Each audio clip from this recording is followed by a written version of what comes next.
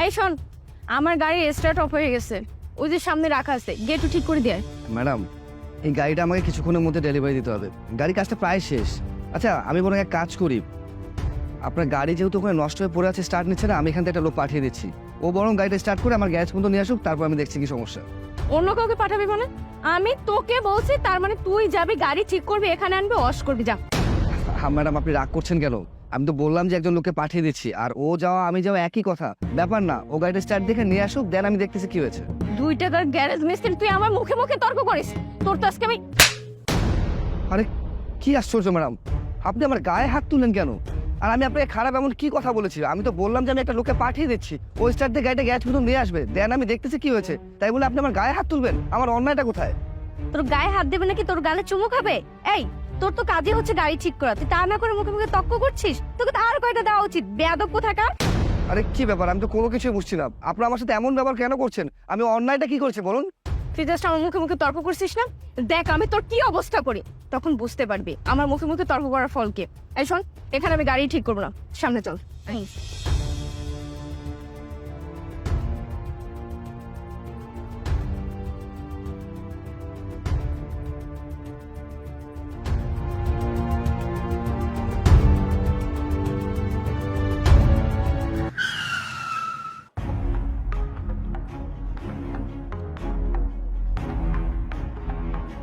এবার কি কাম করো? হ্যাঁ, এই যে এতগুলো গাড়ি পড়ে রয়েছে, ডেলিভারি দেওয়া লাগবে না? মাজন, সব গাড়ি তো রেডি, কোনো সমস্যা নাই। ওই কাস্টমারগুলো আসলেই গাড়িগুলো ডেলিভারি দিয়ে দিব।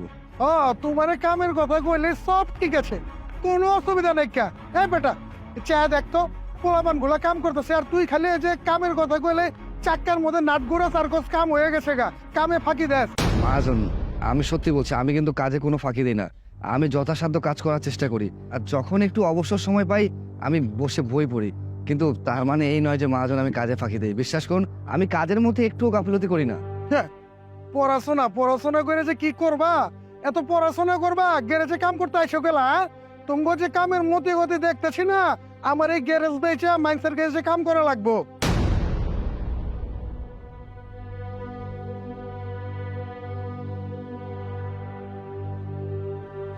না, এই কাজটা আমি অন্য কাউকে থামাই দিই।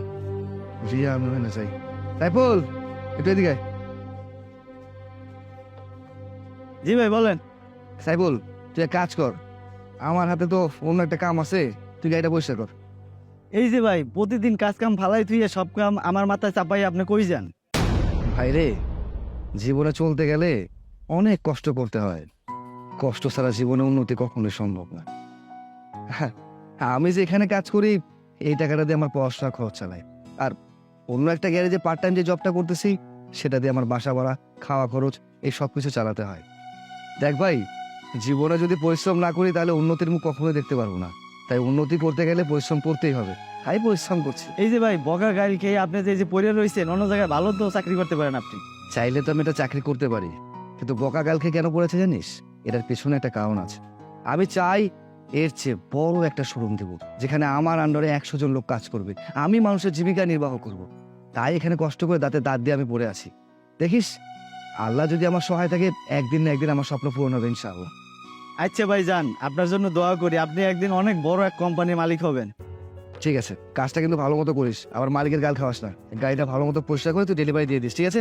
আমি তার গেলাম। আচ্ছা ভাই, ঠিক সাবধানে যান। কই যায়?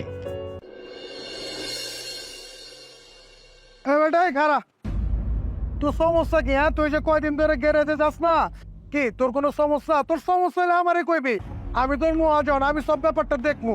তুই কি চুরি করছস নি, পলাই রইছস? আরে না না মহাজন, চুরিও করিনি, আর পালানোর কোনো ইচ্ছা নাই।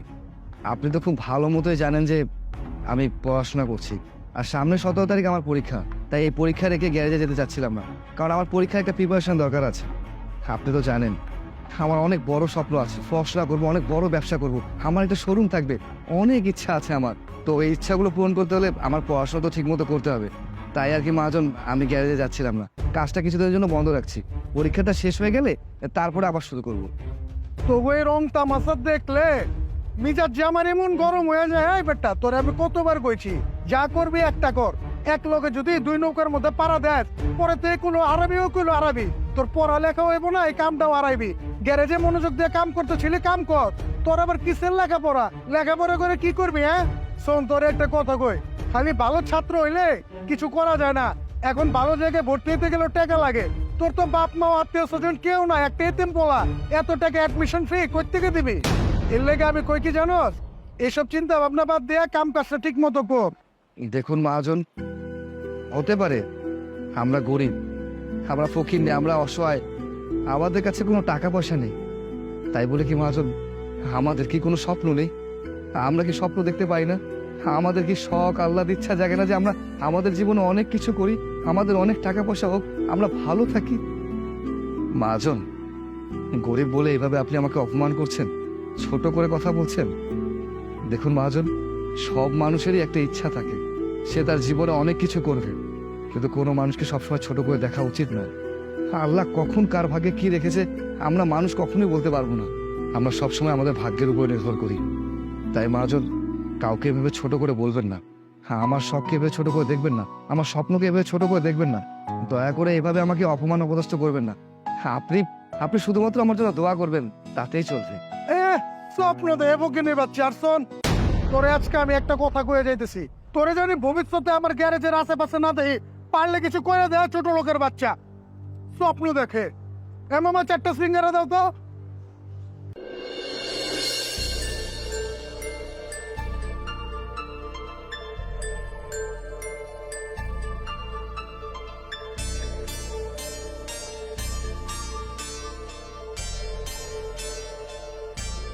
কি একটা অবস্থা!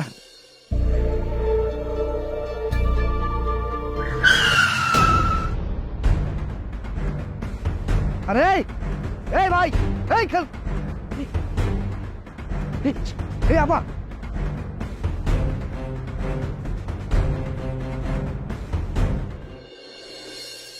থাক, মন খারাপ করিস না, যা হওয়ার তো হয়ে গেছে। কিন্তু আমি একটা কথা কিছুতেই বুঝতে পারতেছি না, কিভাবে যে তুই কি করলি?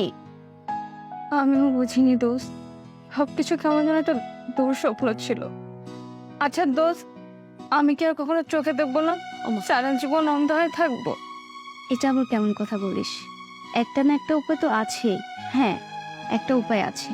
কোনো দয়ালুবান ব্যক্তি যদি তোরকে একটা চোখ দান করে বা কোনো চোখ বিক্রি করে, তাহলে হয়তো বা তুই আবার পৃথিবীর আলো দেখতে পারিস। আমি এমন লোক কোথায় পাবো বল? আচ্ছা যাই হোক, আমার আবার একটু তাড়া আছে, আমি না হয় আজ যাই। আর নিজে খেয়াল রাখিস, ভেঙে পড়িস না।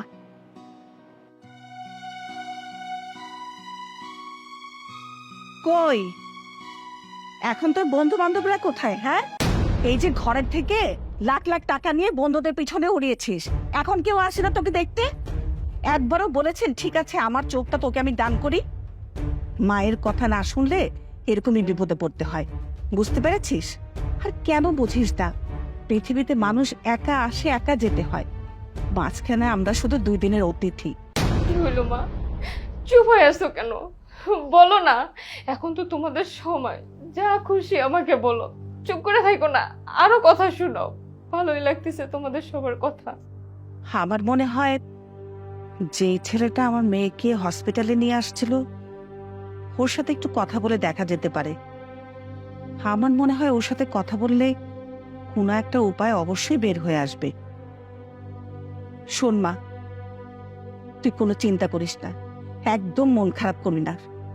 আমি তোর মা, আমি যেভাবে হোক একটা ব্যবস্থা করব। তুই একটু বস, আমি আসছি। মা, মা,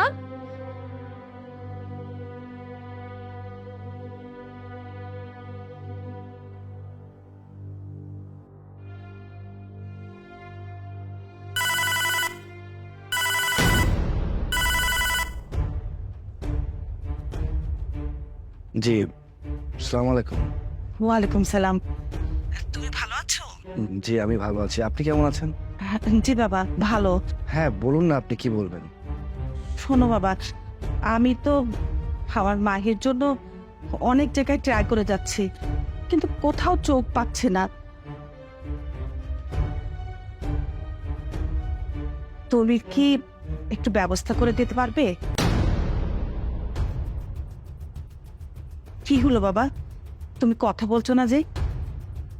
না, আসলে আমি বলতে চাচ্ছিলাম কি, আপনি যদি কিছু মনে না করেন তাহলে আমি আমার দুটো চোখ আপনার মেয়েকে দান করতে চাই।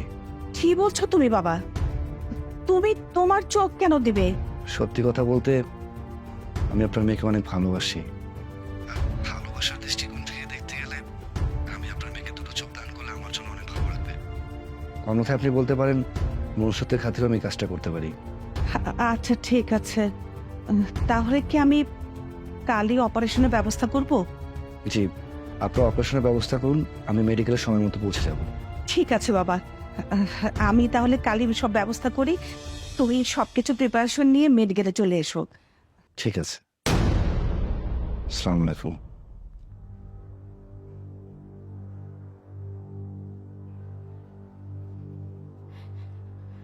শোন মা, তোর জন্য একটা সুখবর আছে। সুখবর? কি সুখবর? আমার বলো না মা, কি সুখবর? হ্যাঁ, এত অস্থির হলে চলবে, একটু ধৈর্য রাখতে হবে। আমি একটা ছেলের খোঁজ পেয়েছি যে তোকে একটা চোখ দান করবে। কি বলতেছো মা? এত বড় সুখবর? কিন্তু কিভাবে মা? শোন মা, আল্লাহ চাহে তো তুই 1 সপ্তাহের মধ্যে দেখতে পারবি, আর যখন তোর ব্যান্ডেজটা খুলবে তখনই বুঝতে পারবি ছেলেটা কে। আচ্ছা মা, তুই বস, আমি তোর জন্য খাবার নিয়ে আসছি।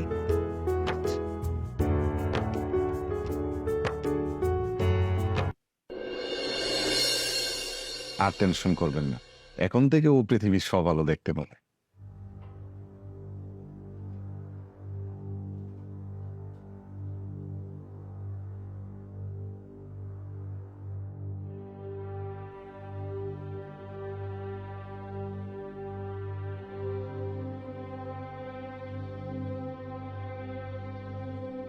মা, চোখটা আস্তে আস্তে খোলো তোমার। এই তো, আস্তে আস্তে।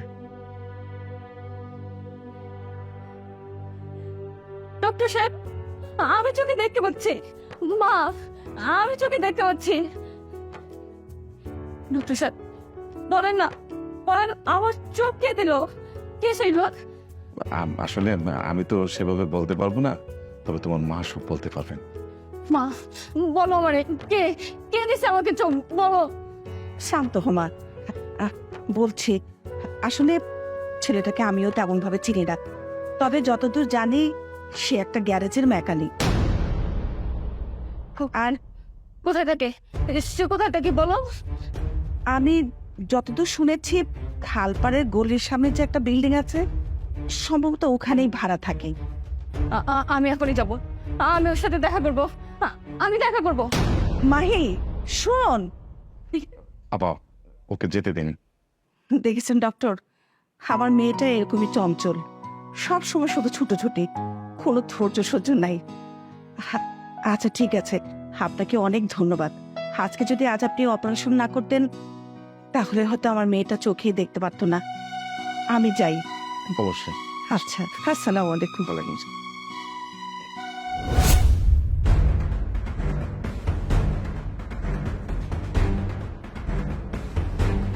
শোনো, জি, কে আপনি?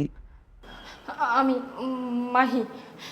ও মাহি, আপনি কেমন আছেন আপনি? আমি তো খুব ভালো আছি। এটা আপনি কি করলেন? আপনার নিজের দুটো চোখ আমাকে দিয়ে দিলেন, একবার নিজের কথা ভাবলেন না? আপনি কিভাবে চলবেন? আপনি তো সারা জীবনের জন্য অন্ধ হয়ে গেলেন। এত বড় কাজ করলেন আপনি আমার জন্য, অথচ আমি আপনার সাথে কত খারাপ ব্যবহার করছিলাম, অপমান করছিলাম, আর আপনি আপনি এত বড় কাজ করলেন আমার জন্য।